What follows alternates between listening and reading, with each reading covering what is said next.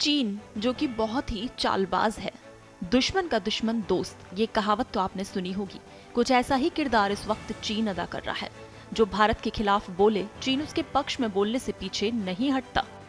लेकिन जो चीन के खिलाफ बोले, चीन उसकी तब तक आलोचना करता है जब तक कि वो थक ना जाए। जब मालदीव में चीन समर्थित राष्ट्रपति मोहम्मद मुइज्जू की सरकार आई तो चीन की खुशी का ठिकाना नहीं रहा। इंडिया आउट के नारे लगाकर चुनाव अभियान करने वाले मुइज्जू का चीन ने इस कदर साथ दिया कि वो सही गलत भी सब भूल गया। हाल ही में का ये मामला ले लो, जब भारत के प्रधानमंत्री नरेंद्र मोदी लक्षद्वीप की यात्रा पर गए। उन्होंने इसकी कुछ तस्वीरें अपने सोशल मीडिया प्लेटफॉर्म पर शेयर की।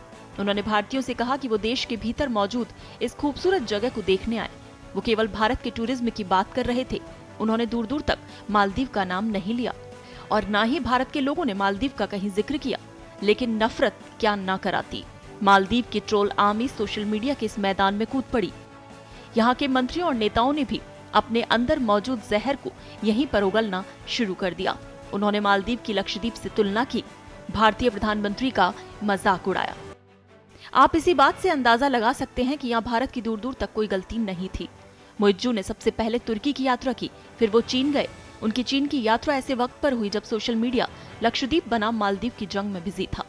भारत से सबसे ज्यादा पर्यटक मालदीव छुट्टियां मनाने जाते हैं, लेकिन मालदीव में अपने देश के लिए ऐसी नफरत देख भारतीयों ने बॉयकॉट मालदीव करना शुरू कर दिया। महज पर्यटन के सहारे चलने वाले मालदीव की सरकार इससे इतना डरी कि 3 मंत्रियों को सस्पेंड कर दिया। साथ ही चीन से भीख मांगी कि अपने पर्यटकों को मालदीव भेजे।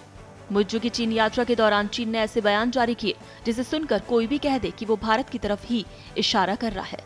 चीन और मालदीव के शीर्ष नेताओं की तरफ से जारी संयुक्त बयान में कहा गया कि दोनों पक्ष अपने अपने मूल हितों की रक्षा के लिए एक दूसरे का समर्थन करना जारी रखेंगे।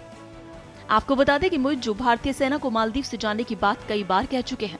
यहाँ 88 भारतीय सैनिक मौजूद हैं जिनका काम समुद्री सुरक्षा की निगरानी में मदद करना और राहत बचाव कार्य सहित मेडिकल सहायता पहुंचाना है।